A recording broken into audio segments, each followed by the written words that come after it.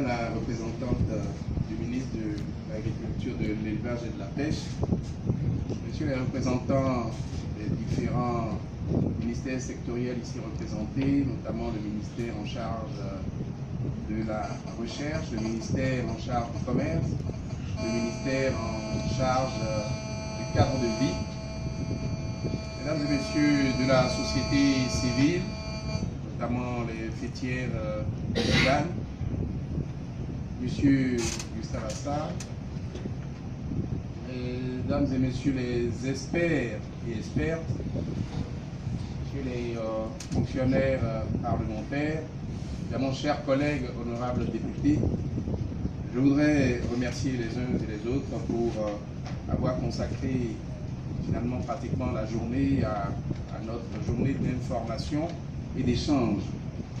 C'est le troisième exercice que nous faisons sur le sujet, parce que c'est un sujet d'enjeu national, je dirais même international. C'est un sujet préoccupant parce que cela a trait au vivant, cela a trait également, évidemment, à l'alimentation. Donc cela a trait à la santé de chacun de nous. Cela a trait également au progrès. Et le progrès a toujours été ambivalent. Le progrès, évidemment, comme le nom l'indique, c'est enthousiasmant parce que nous allons de l'avant, mais c'est toujours inquiétant. Et cela suscite beaucoup de réserves et de préoccupations.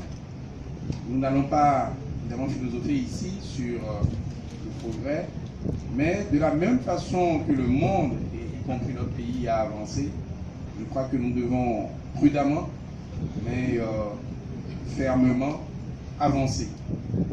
Je crois que pour cela, il y a un certain nombre de conclusions que nous pouvons tirer de nos différentes séances, en particulier de notre journée d'aujourd'hui. C'est qu'il y a des préalables à notre adhésion. Il faut noter qu'il y a des préalables. Et ces préalables peuvent être très rapidement peut-être remplis par l'exécutif. Le préalable, c'est la mise en place du comité semences. Je pense que c'est un préalable. Il faut que nous puissions le noter et que nous puissions avoir la certitude que cela a été fait. Nous avons également un certain nombre de préalables, c'est la prise d'un certain nombre de dispositions, de textes réglementaires pour compléter évidemment le cadre réglementaire et légal de notre pays. Un préalable également, c'est de pouvoir nous faire en liaison, il faut que ce soit un document, j'allais dire, vous me permettrez, Madame la SGM, pratiquement visé par la société civile sur un tableau SWOT de l'adhésion de notre pays à l'UPOV. Nous devons avoir un tableau avec les avantages, les inconvénients, les menaces et les opportunités, comme cela se fait, pour que nous, députés, nous prenions nos responsabilités et pour que si demain nous étions félicités, nous sachions pourquoi, si nous étions vilipendés, que nous sachions également pourquoi nous le sommes. Il faudrait, Madame la représentante du ministre, également que nous avancions avec, j'allais dire, des réserves. Des réserves d'abord dans la démarche, c'est-à-dire dans la prudence, mais également, j'ai entendu, mais je ne suis plus tout à fait sûr, c'est pour ça que je fouillais la convention fébrilement tout à l'heure, savoir si nous pouvons adhérer avec des réserves. Il semblerait que oui, il semblerait que non. Donc, il faut clarifier ce point-là pour que nous sachions, disons, est-ce que nous pouvons adhérer sous réserve? Si nous ne pouvons pas adhérer sous réserve, et il me semble qu'il y a des dispositions qui le disent, il faut que ce soit clairement dit pour que ce ne soit pas effectivement un marché de dupes et que les députés sachent que nous adhérons une fois pour toutes, même si nous avons des mécanismes de dénonciation. Parce que la plus grande réserve, évidemment, c'est la possibilité de dénoncer une convention. Donc j'estime dans tous les cas que ce n'est pas un véhicule sans marche arrière, puisque nous pouvons dénoncer une convention.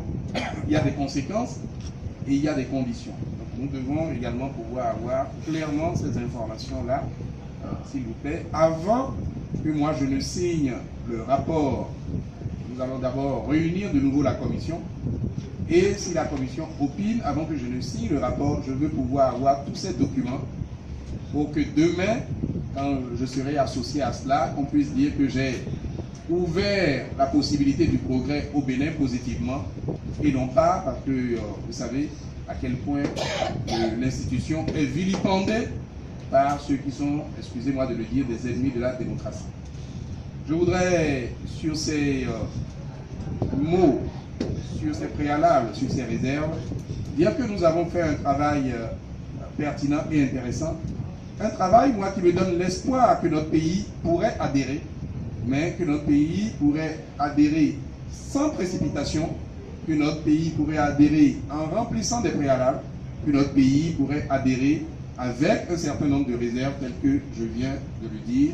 Donc la conclusion, très chers frères et sœurs de la société civile, c'est que le président que je suis, sous réserve évidemment de la réunion de la commission, donnera certainement un avis pour que ce dossier soit, disons, validé par la commission et que les députés soient appelés évidemment à voter pour notre adhésion. Mais je le ferai de façon sereine, de façon prudente, afin que nous ayons pris, disons, toutes les dispositions pour ne pas compromettre l'avenir.